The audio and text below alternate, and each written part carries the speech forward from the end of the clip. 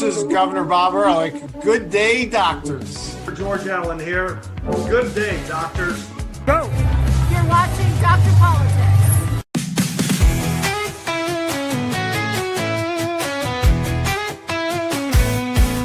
They're Dr. Politics. He's the one to see. Breaking down the news with sharp analysis. From Congress halls to campaign trails, he tells the truth when all else fails. They're Dr. Politics, Dr. Politics, exposing the spin, the lies and tricks. Dr. Politics, Dr. Politics, he calls it straight, no politics as usual. Love from backroom deals to primetime fights.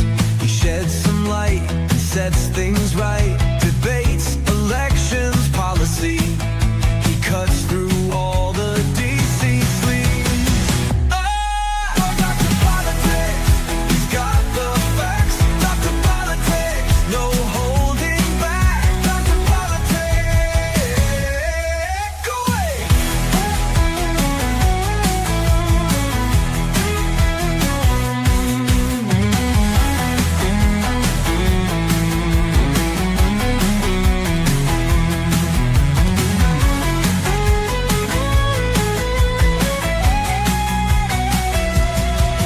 Dr. Politics, he's got the facts. Dr. Politics, no holding back. Dr. Politics,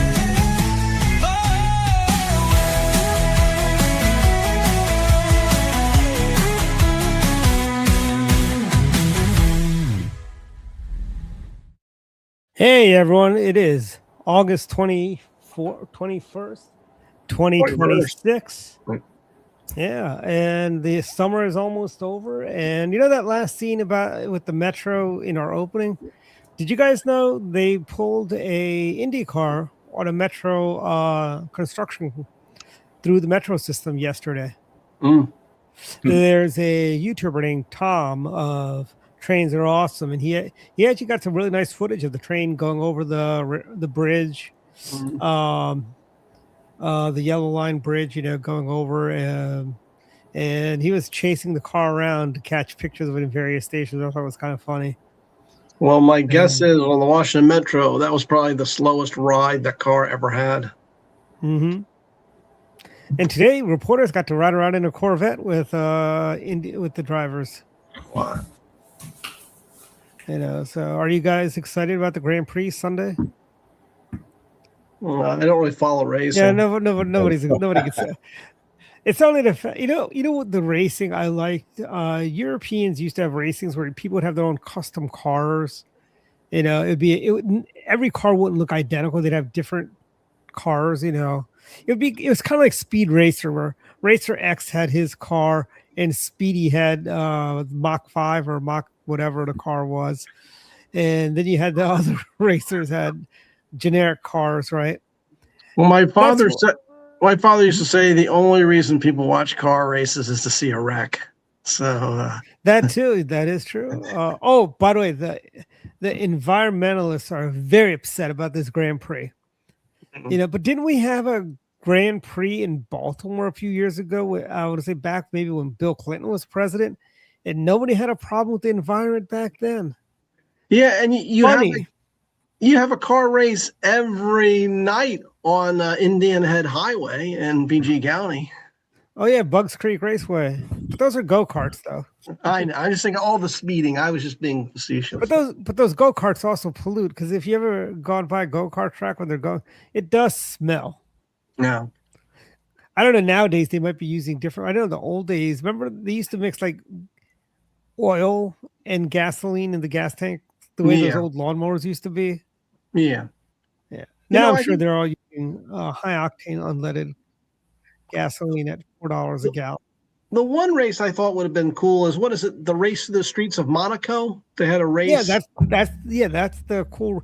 They did that in Baltimore a few years ago. That'd be cool. Yeah. That's what this is kind of like that. Yeah, I think that'd be cool. It's like one of those old 70s shows, like The Streets of San Francisco, when they go Steve McQueen racing through the streets. Oh, that's Bullet. You're thinking of Bullet. Bullet. Okay. Yeah. But I kind of wouldn't mind seeing people bringing, like I want to see like the cannonball run where you've got these eccentric car owners. They got these customized. I want to see something like a cannonball run type cars racing. Not every car looking identical. Yeah. Except the colors are different. They fine tune the engines. The chassis are all the same.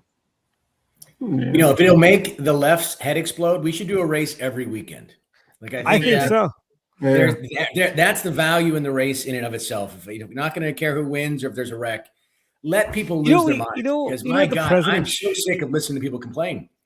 You know what the president should have done? Saturday, shut the Beltway down. Everybody get the racers do 250 laps around the Beltway. Mm-hmm. That would have taken skills in driving, especially around Connecticut Avenue. Yeah, that'd be cool. I agree. That'd be kind of interesting. But it'd probably be too much of an inconvenience for a lot of people. But there's like no way you could shut that road. Yeah, but this weekend's going to be an inconvenience for anybody who has to go down to DC for other than watching their races. Yeah, that's right. Yeah. And even Monday, everything's going to be shut down. Yeah, I mean the Grand Prix. I mean, I think it's all based on the Formula One, right? So that's some of the most popular car racing in the world. Yeah, because that's what they do. They go through streets. I mean, like you said, they did Baltimore. They've done Las Vegas.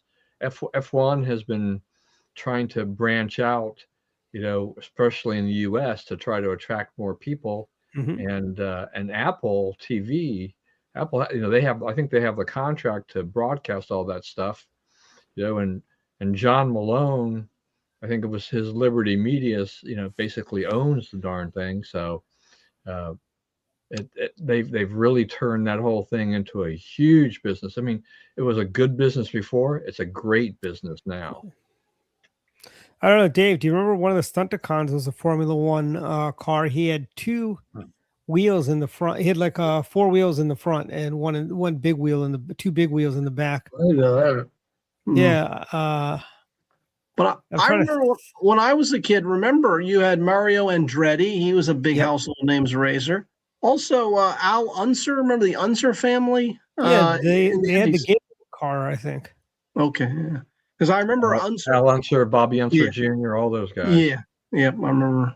But those guys are all what, IndyCar, NASCAR, all those kinds of whatever, So somebody once told me Dukes of Hazzard is why NASCAR got really popular. Maybe. Because remember, the Duke boys wanted to go drive for NASCAR at one point. Okay. I just was fascinated with the car and how they had the doors welded shut. That's why they came in through the window. Remember that? Yeah. I thought that there was an episode where they couldn't get Uncle Jesse in there. They both had to carry Uncle Jesse to get him in the car. Okay. What a great show. What a great show. God, I love that. That's fun. I mean, that's when TV. That's when it was really kind of mindless but fun. Yeah. Well, remember, Dukes of Hazzard had it all. It had the crashes. It had Daisy Duke. It had the funny plots. It just had so much to the Dukes of Hazzard. Yeah, and Ben Jones just passed away. That's right. Yeah, Ben Jones served in Congress for a while, right? One of the last conservative Democrats. That's true. Yeah, one of the last. Because that he was like taking the General Lee around with the stars and bars all over the country, right? Showing it off. And I'm like, your Democrat buddies wouldn't appreciate that. No, I don't think so. But I liked him. I thought, you're right. He's one of the last conservative Democrats. And I think in Maryland, one of the last conservative Democrats I remember would have been American Joe Metashevsky. And then we also had Birch, Congresswoman Birch from Maryland's 6th congressional district. Okay, I don't remember, but she lost the primary to a crazy Democrat. Oh, I'm sorry. Yeah. But so remember, you used to have some even in Maryland, you had some moderate and conservative Democrats. But, well, the sad thing is, Evan Bayh would be considered a moderate by today's standards, and he was no real moderate by any stretch of the imaginations. I think it's a misnomer, Yeah, no, I agree. And I mean, Mike Miller, Cap Taylor, they'd all be moderates today. The DSA would hate those guys. Yeah. Well, the DSA would hate even Joe Biden or Barack Obama or certainly Bill Clinton or certainly No, JFK. they can't hate Barack because he's a brother, and That's they don't. yeah. They won't do that. But they despise Bill Clinton. They have videos on YouTube when the Democratic Party turned away from families, and that's the point. They say Bill Clinton. Yeah, it's just amazing, and this is almost worth a column, and I haven't done it, but the very difference between Bill Clinton and today's Democrat, and it would just be miles apart. Yeah, one of our kids did an article about that a couple weeks ago. I want to say on. It'd be miles apart. I mean, it wouldn't even be close. I think it was. I want to say it was either Randy or who did that.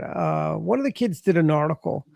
Not your grandparents, not your parents' Democratic Party. Yeah, no, you're right. It's nothing like it was. And in Virginia, Phil Hamilton, my co-host, he's from Newport News. We were discussing how when we were coming up, you had a number of conservative Democrats and moderate Democrats in the legislature, a lot of them. So, well, here's something for you, Dave. Yep. Joe McGovern would probably be too radical for the DSA today. Yeah, maybe. Well, they knocked off in Colorado, 1st District, they knocked off Diana DeGette. I was in Colorado doing some political work in the 90s, and I thought she was just an extreme left-winger. Mm-hmm. Well, they primaried her. She wasn't far enough to the left. And it's like, oh, my God. That just told me how far they've gone to the left. Yeah, well, you can't. It's hard to be in the middle on either side. The middle has been squeezed out. It's a very polarized type of a thing. You're gonna be on one extreme or another in either party, but watching the Democrats just having to deal with the DSA, that's an implosion here. That's going to really hurt them. Democrats dodged a bullet with Angie Nixon, though. They dodged a major bullet with her. You mean Hong, Francesca Hong? Yeah, not have her. She would have. She would have. Actually, Vindman losing. Vindman wasn't going to win either. Frankly, neither is Angie Nixon. Angie Nixon is going to be comedy gold for the next few months, and even after that, when she loses, how much you going to bet she's going to say it's voter fraud? Yeah. She can wear that pink dress and bring out her bullhorn again and start complaining about everything. But you know what? She's going to help, and she doesn't mean to, but she'll help Byron Donalds a lot because she's going to be so bad. She's going to stink, and she's going to bring down the Democrat David Jolly. She's going to bring him down. Yeah, I mean that's the thing too. Jolly he's trying to make a point here. So it's like, I'm for capitalism. Yeah. But look at who we have running now. I mean, I got to be honest. I just ran in CD6, and I thought of our public discourse and the act of serving as the highest form of service. And then I experienced the process, and I was shocked at the level of discourse. I was shocked at the lack of intellectual curiosity. I was shocked at the sheer level of these people could barely hold a job in a service industry, let alone serve in Congress. And I get down to the Capitol Hill Club and meet folks, and I was genuinely like, all right, I'm going to meet some really inspirational people. And then nothing. So, I mean, we're taking turns on both sides, not really promoting talent, not really committing to service, but just who is the most tolerable clown that will not sort of deviate from the most generic talking points, bumper sticker campaigns. And then we wonder why nothing gets done. I mean, it's it's all devolved to high school elections. When I was in high school, we had a friend of mine, Jack Jordan, and I had my other friend, Peter Bishop, who was also running for class president. Peter gave a great speech, facts, issues, everything. Jack's speech was, I, Jack Jordan, will do this. I, Jack Jordan. He I think, repeated his name in a 2-minute speech probably 1,000 times, and he won. We've had people who win those class elections, the ones that get up there and say the most absurd thing up there are the ones, not the qualified kids, Yeah. Again, I shouldn't say that. I got elected myself. But as a party, we should be the gatekeepers of talent. Like there were times during my race where I thought this is less professional than a class president in high school. Like I was on stage and I would listen like, oh my God, did I just hear it? And I wouldn't even acknowledge it. Like I'm not even going to dignify that with a response, only to find out that was the only thing I guess was being listened to. Unbelievable. I mean, if you look at I love watching these primaries now. I've got a whole new appreciation for these outcomes. I mean, if you go to the if you go to the 2016 presidential debates, what did everybody talk about? They didn't talk about the. They talked about when Trump told Jeb Bush, your brother got us into Afghanistan, or 9/11 happened on your brother's watch, blah, blah, blah. It's like, that's what everyone talked. Nobody talked about the substantive stuff that went on there. Nobody talked about Rick Perry's wanting to shut down 3 government departments. I remember too. Yeah. Was it the third Department of Energy, which he became energy secretary for? Energy secretary, I think. Oh, I don't know if it was. Yeah. Well, he forgot the other couple, so who knows what they were. He always had plausible deniability. I mean, it goes on both sides. Like in '92, the Democrats had a nasty, spirited primary, where everybody won a primary except Bill Clinton, frankly. If it weren't for Super Tuesday, Bill Clinton would have not won. He didn't even win the South Carolina primary, I think, Bill. Or did he win South Carolina? That may have been the first primary. I assume he won the southern states. But remember, the primary schedule is different now because it was back then it was Iowa, New Hampshire, then get out in South Carolina, and then you had Super Tuesday. And well, remember, the Republicans had Michigan between Iowa and New Hampshire. It's more like a... That's right. They used to call that a beauty contest because no delegates because Michigan did delegates via convention, not at the poll. So nobody really paid attention to Michigan back then. But it reminds me, Democrats are getting rid of, because Iowa and New Hampshire they feel are too white, so they're skipping them over, or they're going to go back to them later. But the thing is, why isn't this a political issue for Iowans and New Hampshireites that they're getting bypassed? I don't know if it is or not, but I would think that would hurt Democrats politically if you skip them. Well, I mean, the Democrats in Iowa are mad. They were upset the last time around too. I mean, because the Democrats, they decided that in order to help Joe Biden, they tried to get him. They'd get him a good start by going to South Carolina, and they've had some issues in Iowa before, right, with trying to get a clear candidate and a winner out of there, and they kind of got beat up a little bit. So they figure South Carolina is a safe thing, but Iowa, liberal Iowans are, they're pretty steamed, and no state that when the order gets changed, no one's happy. I mean, remember when the Republicans in Florida moved to Florida, and this is in 2012. They moved the primary, so they got punished. Half their delegates were taken away. And they were the host of the convention. Florida was sitting all the way in the back. Chairman, the governor of Florida did not get a primetime speech then.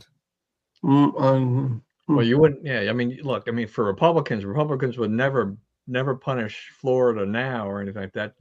Florida has gone from that massive swing state and hanging chads and Bush v. Gore and all that stuff to a solidly red state. It's amazing. Yeah, it was amazing. That transformation has been absolutely amazing. You just wonder if there are other transformations. Texas, I'm a little concerned about, but still generally red. And I just wonder with California, what might happen if so many people keep moving out. You wonder if California will ever become a conservative state in our life. Duke Majan's California. I'd love to see that. It used to be great. I agree. California then was a great state. Yeah, the problem with Californians moving out is that Republicans move out as well as Democrats. But I guess so. But the upside, I guess, is just that if the state shrinks population-wise, they'll continue to lose congressional seats. Right. Yeah. So their ability to have influence in Congress will continue to wane. A lot of the blue states are in areas where people are leaving. Now that portends a problem for. That's why Arizona is not solidly red anymore. That's right. Or Colorado. Colorado. Yeah. I mean, Utah's seen a huge influx of liberal Democrats coming in, but they have. I think I think they've all. I think most of them decided that they mostly want to move to Salt Lake because that's heavily liberal, and they Yeah. don't think they haven't affected quite some of the other areas outside of Salt Lake. So like, Oh, look, if you want to concentrate in Salt Lake, fine. yeah. Here's a question: why do these liberals want to move to states with all these Republicans? I mean, seriously, why don't you go to a state? Why don't you just stay in California? You guys claim, you swear up and down how your policies are better than ours. Just prove us wrong. Stay in California. Don't leave. Yeah.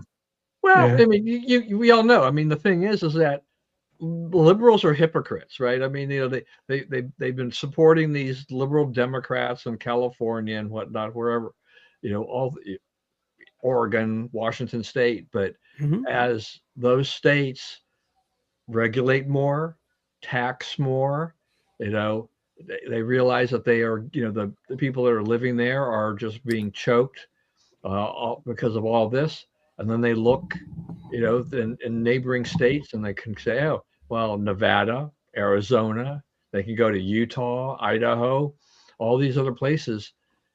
Everything was cheaper, lower taxes, less regulation, Mhm. jobs were still plentiful, and everything like that. And I think post COVID, you get more that net migration because they're like now most companies allow people to live elsewhere and still work for the companies. There's been some call back to the office in some industries, but a lot of them, just kept their remote jobs, or if they were forced to go back to the office, they said, I'm just going to find another job. Mhm. Mm. Although I do think people need to go back to the office. They do need to go back to the office. This is, working from home, it's not the same. I miss seeing a lot of the people I used to see in the office all the time. Yeah. Maybe coming in on different days and stuff like that. It's kind of like going to school and half the school's sick because they're all out with the flu. Mm. And here's something else about a lot of these states. Chris, I know you're relatively new to Maryland, but I'm going to shock you right now. Montgomery County had elected Republicans. You're in 39 or 17. Right. I'm in 17, Yeah, but as far you as had a being new to Republican Maryland, I've lived in Florida, Virginia, California, and Hawaii. So while I was on active duty, I've had a chance to see blue and red states, and I've lived in blue and red areas. What I have seen across all of these has been this: one, the left is consumed by its own pettiness, and it makes all of its decisions based on how it feels. And if it Yes. feels good to impose sort of this condescending, I'm going to correct this for everyone else and then outsmart wherever I go to. But it's been a pattern that I've seen everywhere I've lived. And it doesn't surprise me at all that Montgomery County was at one point a conservative or more conservative county. I'm shocked at the level of how so many government employees just put their head down and pay more taxes because they don't want to be asked to do any more than the bare minimum.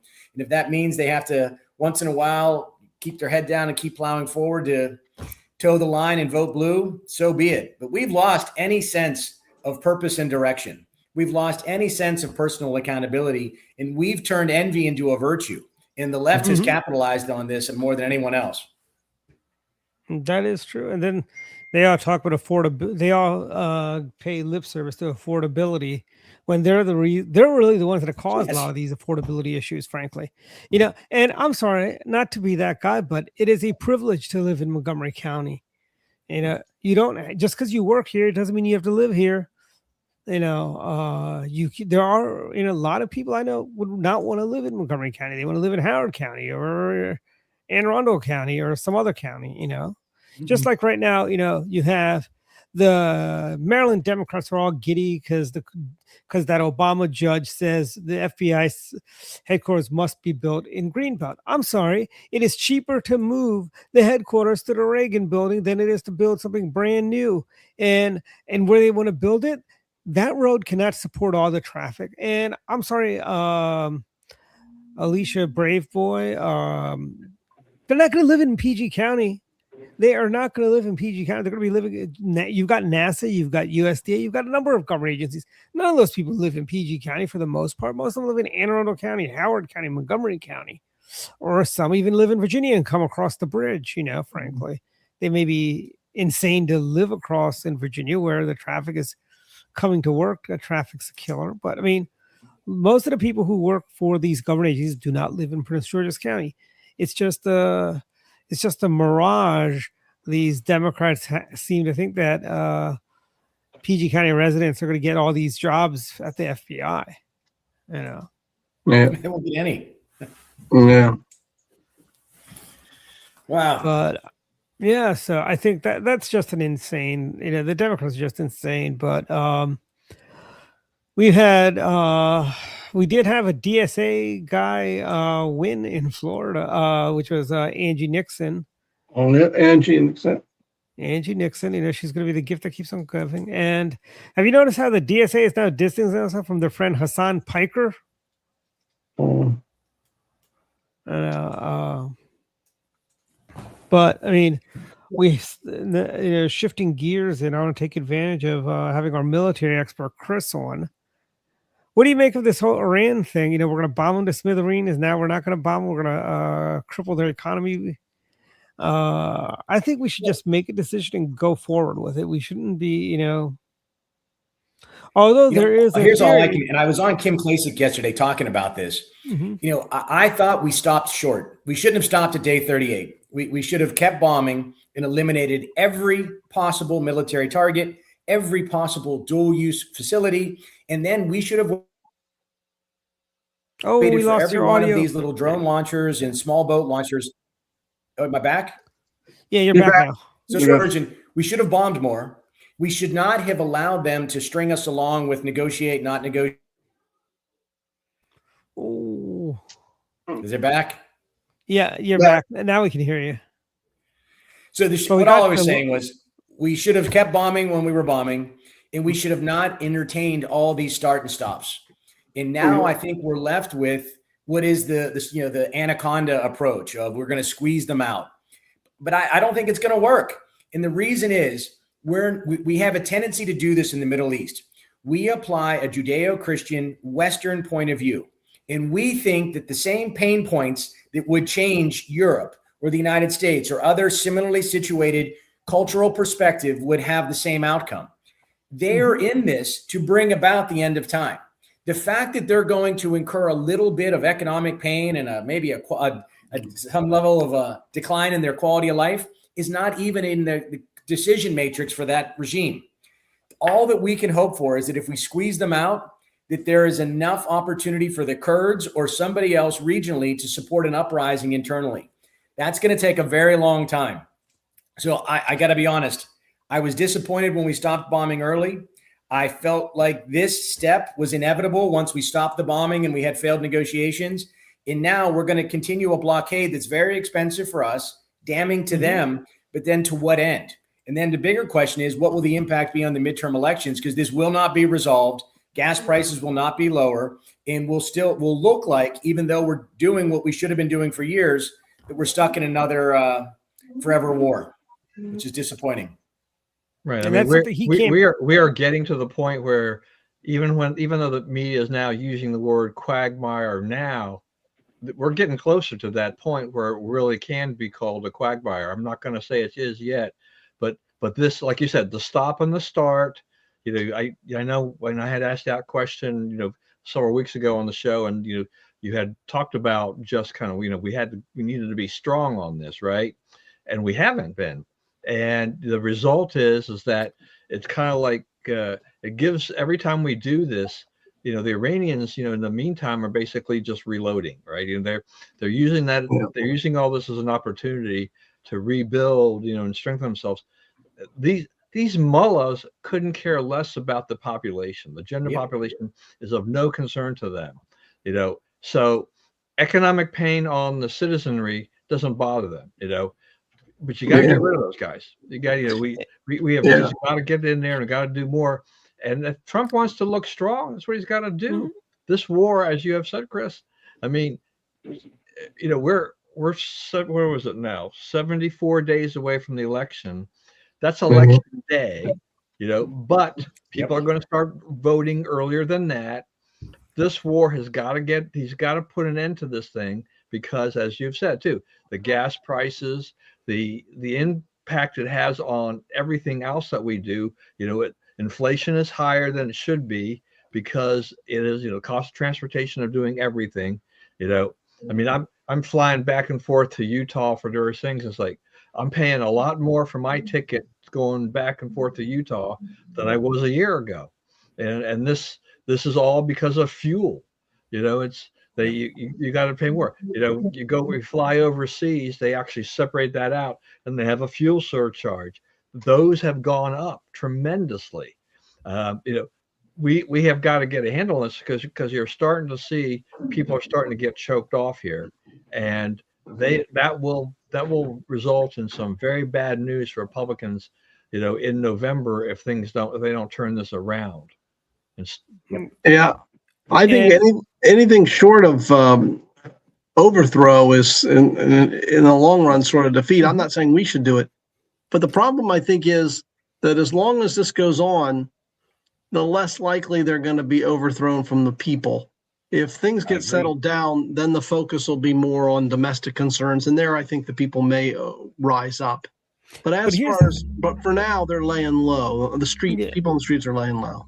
Well, at the beginning, there was momentum, right, David? Yeah. They had momentum at the beginning, and then we did not follow through. We did not continue doing what we were going to do.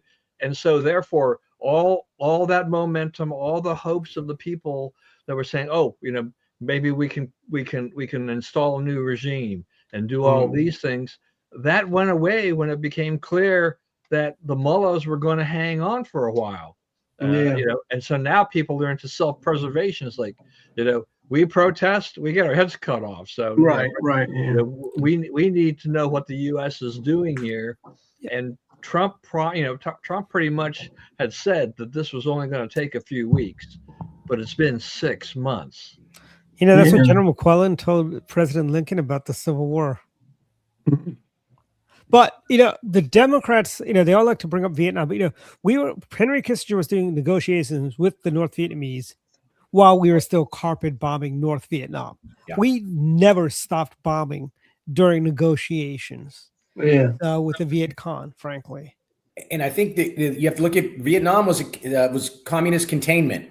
This is more about resetting the pieces on the chessboard. I mean, this is more about sort of global influence in the global economy than it is about containing an ideology. So I think a Vietnam comparison is not really that great of an analogy. But my point is, we never stopped the bombings while negotiating. We should have done the same thing here, just kept bombing. We can talk. They weren't talking in Tehran. They were talking in Zurich, I think, or you guys can keep talking. We're going to just keep bombing. And so, we're serious, but I think part of the difference now too, though, I think Chris is right. I mean, it's not analogous. The thing too is just that with the news cycle the way it is and everything like that, and the amount of misinformation we'll get, from the internet and various sources, it's very easy for the Iranian government. We always got all these reports out of the Middle East about, from the Gaza Health Ministry about how many civilians have been killed and whatnot. Well, we don't know because it's the Gaza Health Ministry, right? Yeah, and they were making it up half the time, right? So you're that's what you're relying on, those very bad sources, on these types of things. But could we, if we did bomb, then Iran makes some, they would come out with some false or misleading thing here, and the media would probably lap it up. And the way this news cycle goes, it just expands. So this is a tricky situation. But if your plan was to get this done in 2 or 3 weeks, get it done in 2 or 3 weeks. Don't give the Iranians the opportunity to find avenues to stay alive and around, stick around, and do this. I mean, Putin, I'm sure he thought he was going to just roll over Ukraine in about 3 to 5 days. Now we've had 1,640 days. And the war, the balance keeps shifting, and now it's back. I think the momentum is back to the Ukrainians because their drone war has been pretty successful lately. So this is not going well for Putin. And as you said, forever war. I just don't like I don't like the looks of, we're at 175. I shudder to think that we would, we'd get to 500 or 1,000 days on this or something like that. That would be horrible. We have got to. I don't think I don't think this will. I hope, and I don't think it's going to get to that point. I think. But where's the evidence that Trump, the administration, is going to do what they need to do to finish the job? I mean, that's my concern as well. There was a time where I saw that there was a pathway out of this. I don't see that pathway right now. I don't see a negotiated outcome, and I don't see us having the will to do what needs to be done, which is total war. Like, we go back to economic sanctions. We go back to upholding the blockade without question. No ghost fleet, no overland. Everything that's leaving Iran gets destroyed. Everything that stops at the blockade. We're not going to let things get into the European market or Asian market, because we're going to have that decisive end to this. But I don't think we have the stomach for that. And without that, the Iranians will wait us out. And then my concern is, if we lose the House, which might happen, we're going to have war powers resolutions. We're going to have impeachment proceedings. We're going to have investigations. And then we're going to have a military that's genuinely being moved around like a pawn. And I already saw that with what was coming off the aircraft carrier, the nonsense about the food and not having a karaoke night on the aircraft carrier because they were in the 7th month of their deployment. That was absurd. And what's going to happen is it's going to be like Jerry Ford, because remember, we were still funding the South Vietnamese after we pulled out. Congress will come in, cut funding to the war, and then where do we go from there? It hurts the military. Yeah. And I can see Hakeem Jeffrey, who's probably not going to be the next speaker, be some DSA nut job. Those guys would do that, frankly. They would do that. They would pull the rug out from under our soldiers.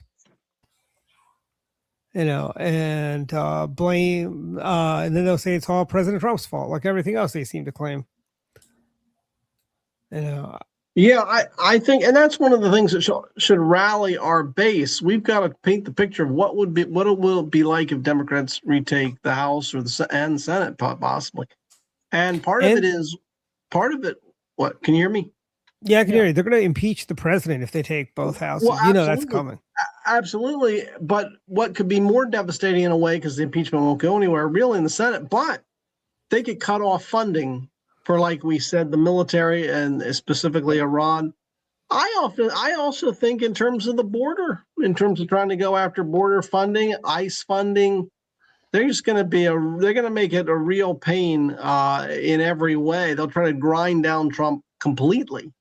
Oh, and they'll hold the government hostage. They'll shut the government down. Yeah. They'll keep it shut down and President Trump, to his credit, will keep it shut down as long as he has to, frankly. Yeah. Well, I don't know, though. I mean, I think Trump ultimately is going to probably have to, the way his mindset is, I think he'll try to make some sort of deal with them, which will be bad. But, Trump doesn't like shutdowns. No, the thing that gets me about, I think Trump has done a lot of good things in his time in office, but there's all those things that he does that are kind of maddening. It just like, why do you do this? Or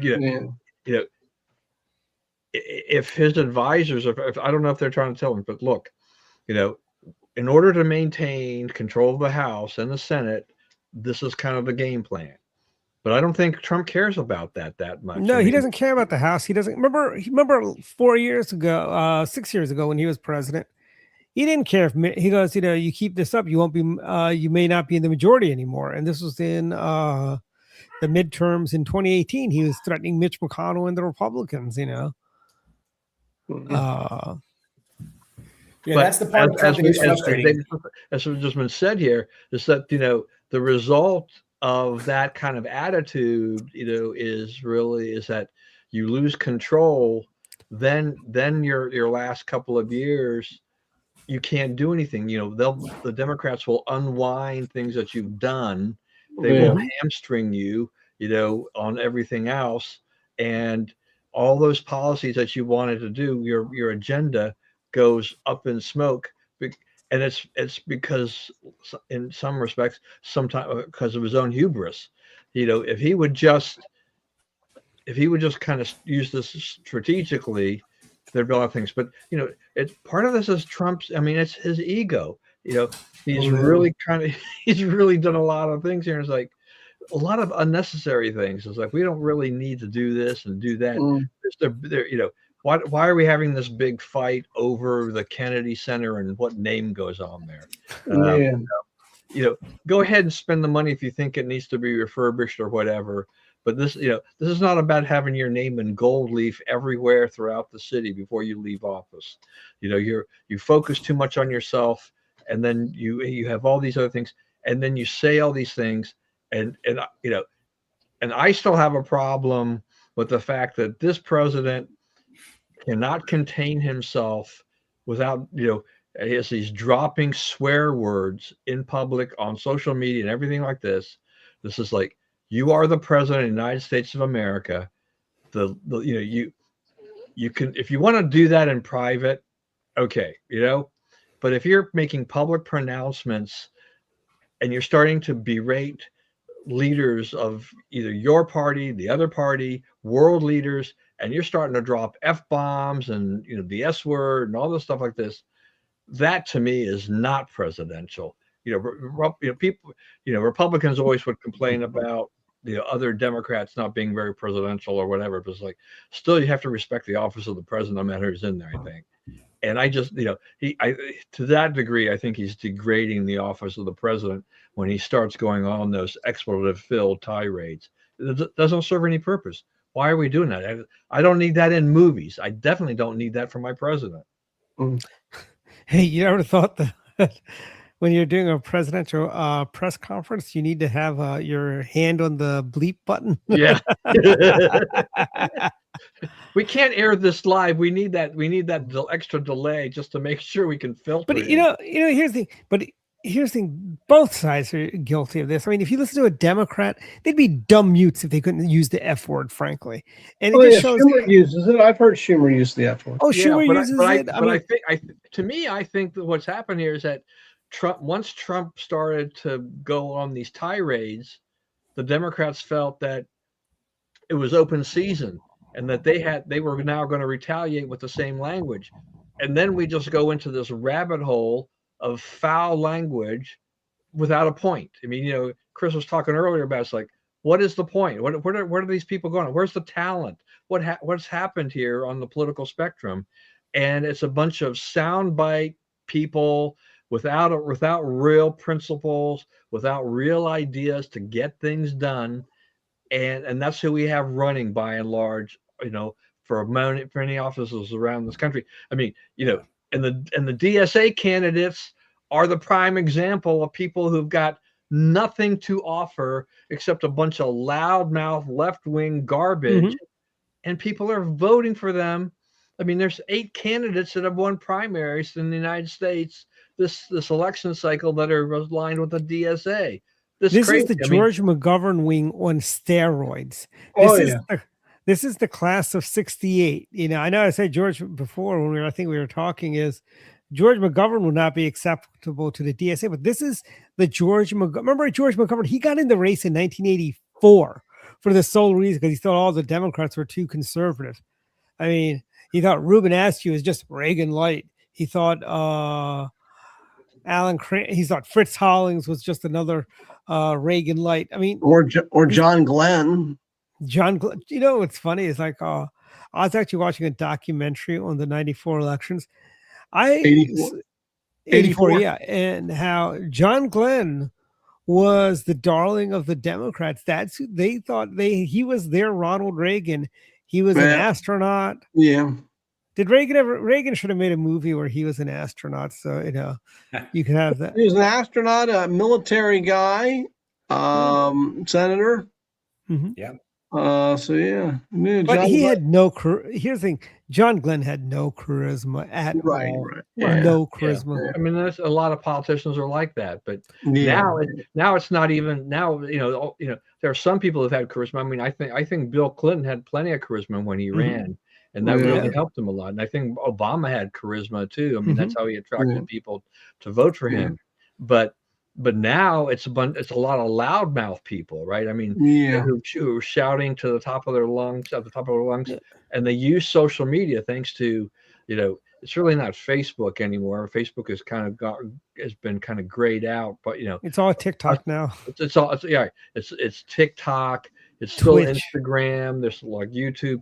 It's like you have those things that are fueling all of this. it's like you try to get known, and it doesn't matter how crazy it is. If you say it like you really believe it, you'll get followers, no matter how stupid it is. And I was watching a couple of interviews with this DSA folks, and they're as dumb as can be. And to his credit, David Remnick, who was like the New York Times guy, Sovietologist, very smart but very liberal.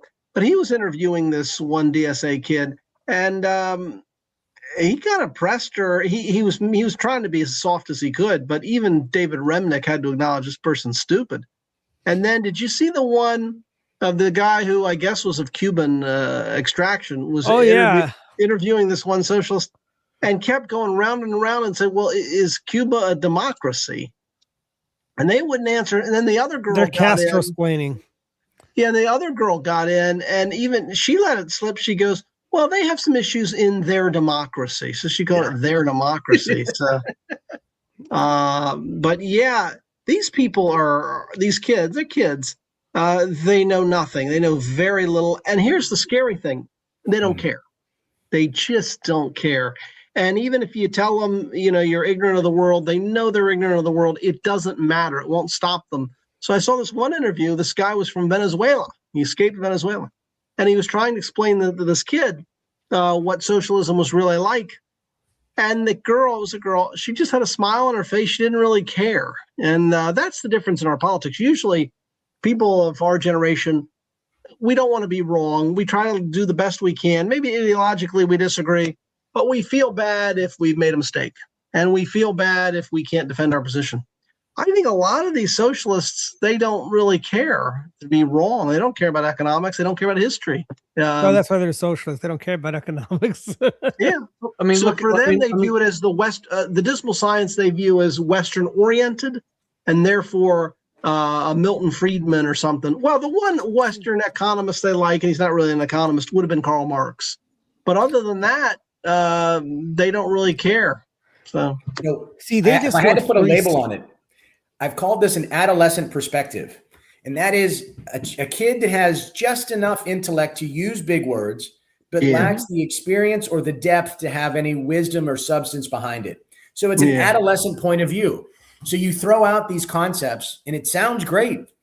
You're through the arrogance of ignorance, what you don't know, you don't need. And then you lob onto these sort of concepts that are great in an academic setting or maybe in a closed off set, but it doesn't connect with reality. And their inability to connect it with reality and to defend it and then to actually think through execution just demonstrates a lack of sophistication and depth, which sort of defines a lot of these kids that are using a vocabulary that they don't necessarily understand, applying it to an environment that they haven't yet experienced or understood for themselves. We should be mopping up in this election cycle, and yet here we are getting in our own way with bad language, bad policies, misguided efforts. This should be a red wave, but yet here we are potentially losing the House because we can't match their ignorance with substance. Yeah, I think even if they win the House, it's not going to be a big margin, which is the good thing, because there's going to be a wing of the Democrats that don't want to do what Hassan Piker and the DSA wants to do, frankly. I don't think let's say AOC becomes the speaker under a Democrat regime in the House. Heaven help us all. That's not going to happen. I mean, listen to what you just said. One of the dumbest people in Congress could become the Speaker of the House. She has that potential. Incredible. You know, and here's the thing. She's too busy doing videos on freezing her eggs. By the Yeah. way, speaking of her, I wrote a Substack column where I talked about her interview with Jonathan Karl. That was embarrassing for both Karl and her. So check that out if you get a chance. He missed obvious questions. And she said woke was crazy. She didn't say what was crazy about it. And he didn't ask what was crazy about it.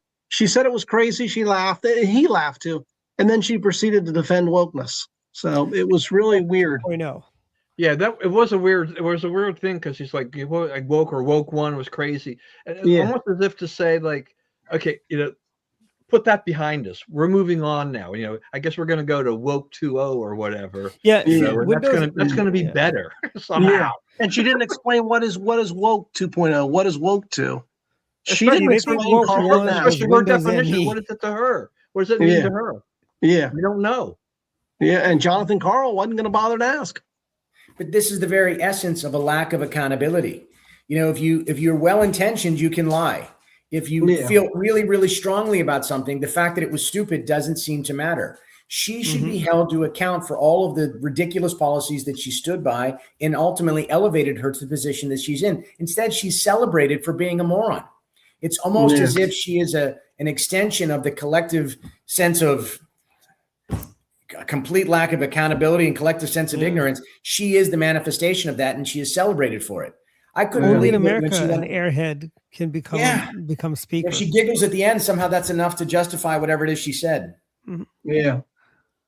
She is part of a protected class by being a female in the whole thing too, in a way. There's just like there are a lot of people who just will not attack her because she is a female. I mean, we can go around the fringes. You can make fun of Kamala and some of these other people, but they won't go hard and fast at them because they just don't want to upset, and be seen as a sexist and misogynist and everything else that goes along with it. But Dwight, I mean, if the Democrats regain control of Congress, they will almost to every single Democrat, they will vote in line. The one thing about the Democrats, they stay together. Yep, they do. Republicans do not. The days the Bo Weeble are gone. It's like our old Central Committee, Dwight. 48 people, and it was crazy. Yep. And there are no more blue dogs to vote the other way. Remember Reagan worked with some Democrats. Oh yeah, Democrats Bill got Graham in the House. Well, I did a column on that. Reagan got through so much because of the Democrats, because of Southern Democrats. He got dozens and dozens of them to vote with likewise, Bill Clinton worked with the Republicans to get stuff done. Right. Yeah, that's true. Bill Clinton took Republican policies and made them his own. So, right. So, when I was thinking about, one thing about this too, the part of the, the news cycle has been all this talk about the $40 trillion in debt that we now have. It's like, well, this was inevitable because we're steaming along at $2 trillion annual deficits. So yeah, our national debt is going to skyrocket as a result of this, at a pace that we have never seen before. But what do you expect when you've got Democrats and Republicans who have paid very little attention to what we spend money on, and then we just keep piling it on. I thought it was curious though that Fox News, Fox.com, they ran an article about the deficit, this national debt, and they said since time Trump has been in office, his first term and second term, he was responsible for a quarter of that debt. But and they said they did mention about the pandemic and stuff like that. But it's like, I don't, that's not a real fair criticism of Trump in that regard. He does deserve blame for not caring about spending, definitely during his first term. It was just all systems go. I mean, all those even before the handouts pandemic, that we were getting. So yeah. But the Republicans sticking together, that is not what they do. We're not, the slogan of the Republican Party is, I do not belong to any organized party. I'm a Republican. Oh, that was Will Rogers. Yeah.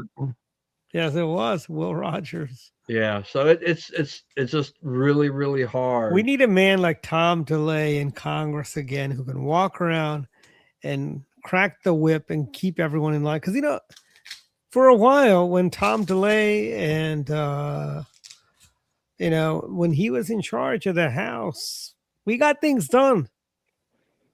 The problems all started after we ran him out. You know what else we need to deal with what Don said and what Chris said about combating the socialists? We need another Jack Kemp. Remember Jack Kemp, who was the supply sider? Economic growth was the answer to so much and everything, really, with Jack Kemp. But we need another Jack Kemp, I think. Well, we actually have another Jack Kemp. Everybody gets offended, and somehow their being offended is enough. And it's hard to lead knowing that as soon as you offend somebody, they're going to cut the legs off from under you. So we've got to get back to a point with some level of accountability, a common sense of purpose and direction. And then we have to be willing to be offended in order to get things done.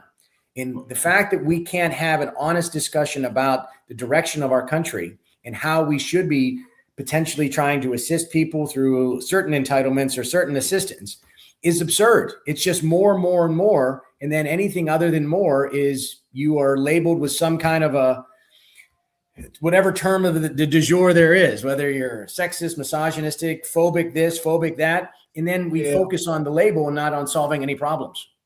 We need to start leading again. Yeah. And the Democrats don't really care about offending people, and the media goes with them. But the Republicans have let the media drive their agenda a lot of times, the messaging to the public, and it has undercut them for a long period of time. But yeah, you're right.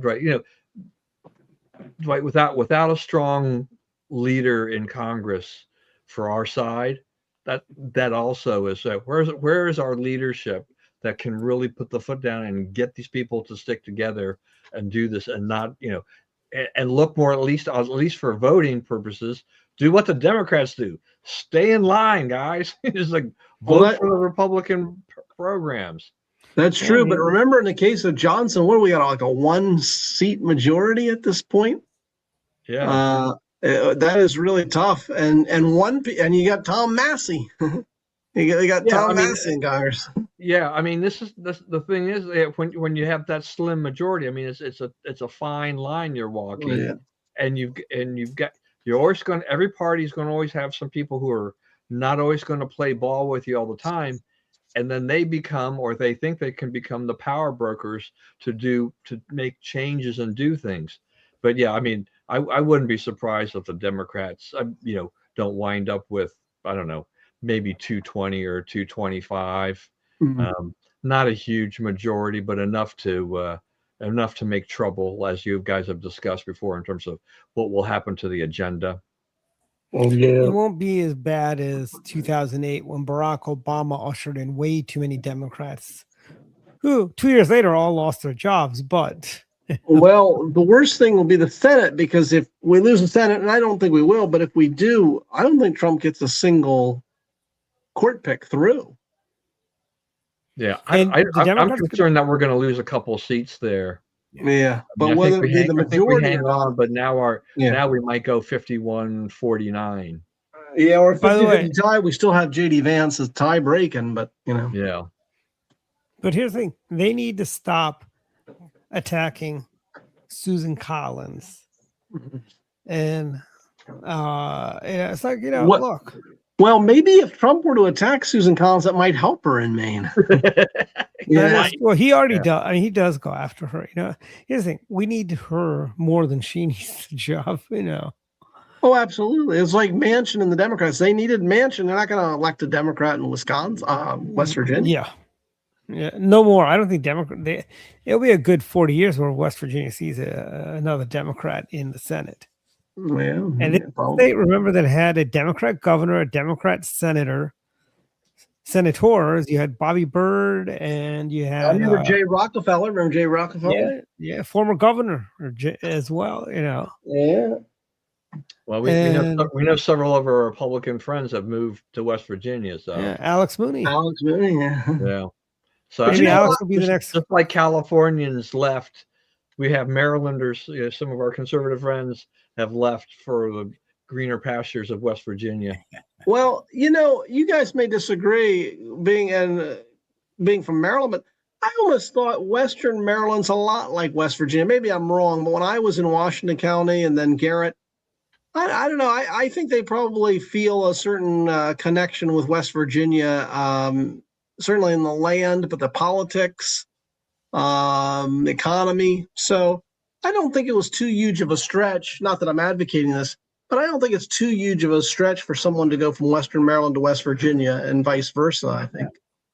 No, I agree. I mean, I say we do a 3-state solution from Maryland. We got West Maryland, East Maryland, then we got Central Maryland. We get 4 Republican senators, 2 more congressmen in the Congress, and you have 6 Democrats in Central Maryland.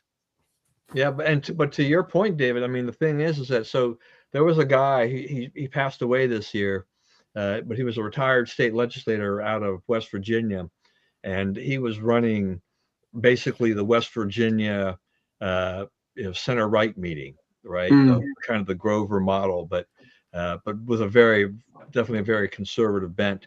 But they were running basically 2 groups. And they had one was the Eastern Panhandle, but they had one that would meet specifically in West Virginia, but they had another one that was actually meeting like in Washington County, because they were close enough that people didn't necessarily want to go into West Virginia, but they could talk about Maryland politics because they were close by. They had symbiotic relationships, and it worked out. So I mean, he was the only person I knew that actually was kind of trying to juggle 2 groups like that simultaneously. It was interesting to see that. Yeah, I could. Yeah. It's going to be, we're actually in extra innings now, but we've just been gabbing away. Yeah. And we actually talked politics for most of the show. We didn't talk about. Yeah, where's our gardening segment? I know. What's on Costco? What's on sale in Costco? I tell you, Costco's is. I was joking. They don't have the brownie brittle anymore at Costco's. I have not seen it in years. Yeah, see, David, you opened up the can of worms. Yeah, I know. This is your fault. One last thing I do want to talk about is the Democrats' war on Chase from Paw Patrol. I cannot believe the left is going after Paw Patrol as being propaganda. Is this part of your final thought? Yeah, I'll start with the final thoughts. Yeah. It's a animated dog. He's a police dog. What would you like? It's not called Mob Patrol. It is called Paw Patrol. They're the good guys, and I'm sure they got villainous dogs that commit crimes and stuff like that. I've never watched the show, but I'm sure they got dogs that commit crimes and they chase them down and so on. But it is ridiculous that the left is going apoplectic over a children's cartoon. I wonder how they feel about Law and Order SVU, which is a very liberal show, or Law and Order The Mothership, which is also a very liberal show. How do they feel about those shows? Those are about criminals. They lock criminals up. They have police-involved shootings in there. And, leave the kids' shows alone, lefties, And my other final thought I have is that the Grand Prix is this weekend. Enjoy the Grand Prix. I just got back from Florida today. All in all, not a bad, great trip to Florida. So, anyway, so I'm done with my final thoughts. Dave, why don't you start with yours? Well, check out my latest column, and I'm cranking them away. So I did an interview, a special podcast on Wednesday. I don't know that I'm going to do that on a regular basis. I think the Substack is more for writing, but a gentleman had an idea, and so I interviewed him for that. Otherwise, yeah, everything's going okay. Hopefully, but on the sad note, I did want to remind everybody that the legacy of Biden strikes us again. In Virginia, we had a woman stabbed to death in Northern Virginia by someone who was here illegally. Biden let him in. And so we see a number of these cases still. And, we've got millions that came in, and it's going to take a while to get them all out. So, the legacy of Biden lives on in that case. And we have a horrible governor and a horrible Commonwealth attorney and a horrible sheriff in Fairfax County. So it's kind of scary time, but I'm glad they caught the guy. Yeah, I think we'll be living with this for a while. So fortunately, Trump has dropped the numbers to something like 0 crossings. And I do think Republicans need to, in the midterm, bring back this issue, because while everything seems calm now in terms of secure border, we must realize that if Democrats take over, they're going to try to undo it, mainly through the power of the purse, budget-wise. So I say don't vote for Democrats until they renounce their open border policies, really, or actively say they were wrong, or we got to renounce Biden. But they don't say anything really. And I'll finish here in a sec, but Angie Nixon was asked about her position, because the DSA's position is there shouldn't be borders. They believe in free movement of people. They asked her about it, and she backed away from that position and gave kind of a word salad. But what she was advocating was basically legalizing the people here already illegally. So that's a bad idea too. But anyway, that's about it. And hopefully it'll be a good weekend. Sure. Chris, final thoughts. I don't know where to start between Paw Patrol and everything bad in Virginia. Man, there's a lot there to pick up on. But I will say this, having spent a tremendous amount of time during the campaign and since the campaign in Garrett and Allegheny County, and having grown up in Western Pennsylvania, I would agree that the priorities and lifestyle align more closely with West Virginia and more of what you would expect of a rural sort of, I'd say classic American values than what you have as you start getting into Hagerstown proper, certainly in the city of Frederick and down into Montgomery County. I mean, it's night and day. And there was a reason why I gravitated to those areas. It wasn't because I knew there was more votes there. It was just where I found that we had a common sense of purpose and direction and priorities. And and that's funny. I talked to people at the different clubs across Allegheny, and there are parts where people regularly, they run businesses in West Virginia or Pennsylvania, or they live there and they would cross right. And it made sense to them because Maryland is not going to allow them to thrive. It's not going to support their interests in terms of business. It's going to overtax them. So any way that they could escape the confines of Maryland, whether it was where they lived or where they worked or how they aligned their politics, it happened regularly. And then as far as the Paw Patrol, Dwight, I've watched more than my fair share of Paw Patrol. I've got 4 kids, 2 little ones. And the one they're talking about, Chase, is the leader. There's also a fireman. And then there's the construction guy. So they have this collection of dogs that have these unique skill sets. And one just happens to be a police dog. This is just how silly things have become. Whenever you create a platform, an ideology that's built on a lack of accountability, deconstructing norms for the sake of deconstructing them, whether it's community, faith, or family, you deconstruct them because you find that they are oppressive to your personal whims. This is what you're left with. You can't defund the police and then expect to have the government pay for all of your remedy, to solve all your problems. You don't want any government on one hand, but then complete government control on the other. The absurdity and the hypocrisy of it all is evident, but yet we seem to not have the ability to combat their absurdity with logic and substance. So with all that, I'm still continuing to move the innovation corridor into the realm of being more of a education and issue pack. I was at the Maryland Tech Council AI and Energy Summit yesterday and had a chance to talk to folks across the full spectrum of where they stood on AI, data centers, energy production, and then where we're going in terms of state and federal policy. And I think there's a lot of opportunity there, not as a candidate or as an elected official, to actually effectuate some of the change that we need. And that is setting the conditions for policy to support private sector investment to finally address affordability through opportunity. So Dwight, I'm hoping maybe next week did I drop there? Yeah, you dropped there. Yeah, next week we can actually do more of a focus on. This week we were too busy. Spent a lot of time talking about Iran, I think, and but I'd like to talk if we can get on, because I wanted to push out an op-ed, and then I'm also doing some grant writing to see if I can, with the national security nexus to the innovation corridor and how we want to secure our supply chain, diversify our energy production, and then support critical infrastructure like AI and quantum infrastructure. Computing, yeah. That would be that might be an opportunity to do some research and look at publishing a book.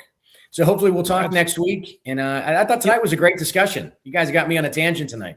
Yeah. Oh, that's all I have, though. Thoughts. Hopefully it's a good weekend. Okay. Cool. Don, final thoughts. Final thoughts. Yeah, I think I don't know. I don't know if Darlene Graham is going to get how much she's going to get dinged for her gaffe in the debate that she had, but it's not a good look. She was definitely not brought up to speed on these things. I mean, you can be brought up to speed on this and kind of catch up, but it does open up a good path there for Ralph Norman. Graham, I mean, she's really counting on her name and running on the legacy of her late brother and everything like that. But when you're asked the national security question, and you basically said you really don't know enough about that, but you like the military, that's not an answer. I would think I could. I don't want that person serving in the Senate. I would think I could answer the question better. I don't know who couldn't have answered that question. I think there are a lot of people who could answer the question better. Yeah. That was. I mean, who are her advisors is what I'd like to know. Well, that's think exactly right. They should all be fired, frankly. Mm-hmm. Yeah, that's exactly right. And actually, to Chris's, a lot of things that Chris is working on. One of the things that's been concerning me lately too is just this huge anti-data center wave that's been going on around the country. I have a friend of mine who's from Louisiana, and we talked about this on my show this past week. And he said that some of the communities back where he lived, they're going to build data centers, and they're going to get some pretty large checks, and those are going to be transformational to those communities in Louisiana. And there's a lot of misinformation on what's going on here. The thing to me too is just that, look, okay, so town X turns it down, but that means it doesn't mean it's not going to get built. They're just going to look somewhere else. Somewhere else is going to get the jobs, the money, all of that other stuff. And I thought the data center, people behind the data centers have been trying. I think they've been falling all over themselves to try to, mitigate some of this concern by saying, no, look, we're going to pay for, infrastructure. We're going to make sure that we pay for the power that, that we're consuming. It is not going to affect consumer rates and things like that, and stuff like that. But it's like, you're not going to stop the march of data. I mean, AI is here, and it's not going away. And they consume immense amount of computing power. So it's like, I don't know. I don't quite understand. It's like you're standing up and you're yelling at these politicians, and even some Republicans are backing off these things. It's like, grow a spine, Republicans. Stand up for these things. Thank you. Yes. And Tennessee's using data centers to cancel property taxes. They're welcoming data centers because this is going to help the counties eliminate property taxes. We could use that in Montgomery County. This is an issue we need to lead on. What's that? I don't understand about the. Yeah, go ahead. Go ahead. Well, we need to lead on this issue. As Republicans, we should be the party of business. We should be the party of fiscal responsibility, of investment, private sector. The people leading the charge in anti-data center are our adversaries. They desperately want us to slow down. China, Russia, Iran. Yeah. They're Democrats. feeding. Yeah. Yeah, but it's amazing. Like we're playing right into what they want, which is to oppose the very thing that's going to drive the AI economy, which is data and energy. I didn't mean to jump in there, Don, but you made a great point. But I couldn't agree more. Yeah, and I didn't want to have a big debate on data centers just at the end of the show. But the other thing too is that we're in an AI, like you're pointing out, we're in an AI race, right? You don't build the data centers, those countries you just mentioned go ahead and go leaps and bounds ahead of us. Do we want that? No way. Yeah. So, we have thousands and thousands and thousands of acres of land that is just occupied by wildlife and desert critters and so on. We can build data centers, and also here's the thing about and you're right, Chris, these folks, they need to say, what if you're a Republican, why do you have the exact same position as Will Jawando and April McLean Delaney and Jamie Raskin, Chris Van Hollen? It's not, we should not ever be on the same side of the issue as the Democrats. The Democrats can be on the same side of the issue as we are, but we are never on their side on these issues. They're all, when they agree with us, they come to us. We never agree. We never agreed with them on the Cold War policies. We never agreed with them on the war on terror. We never, and we shouldn't be agreeing with them on data centers, frankly. Nope. When have the Democrats ever been right about anything? That is the question people need to ask. When have they been right? Yeah. Well, I mean, look at the sea change in terms of support from Silicon Valley to Republicans, particularly under Trump. He's managed to woo a lot of these people, and this is part of the process too. And the Republicans start complaining about data centers. You'll send some of this. So the Silicon Valley people who just came over to Trump, you'll send them right back to the Democrat Party. That's not what you want to do. Yeah. So anyway, so that's about it. I'll be in Utah next week, so I'll be thinking about you guys. Okay. Say hi to the Democrats. Say hi to all the Democrats from California that are moving there. Yeah, well, like I said, they're mostly in Salt Lake City, which I try to avoid. They are going to get because of the redistricting that they did. The goofy thing is that they're probably going to wind up with a Democrat in the House again. So is that the Mia Love seat that's in question, which is now Burgess Owens seat? Burgess Owens is leaving Congress, and they've changed they changed the districts, and so it's they're pretty much have written it one for the Democrats. It's like, why are you doing this? It's like affirmative action. You control everything. You don't have to give the Democrats diddly squat in a Republican state, because they don't give you diddly squat. Look what they're doing in Maryland. Yeah, look at us, right? And just shake my head. Anyway, that's it. All righty. Good night, everyone. What a great discussion. Yeah, great. We'll see you around. We'll see you guys later next week. Have a fun time in Utah. Good night. Good night.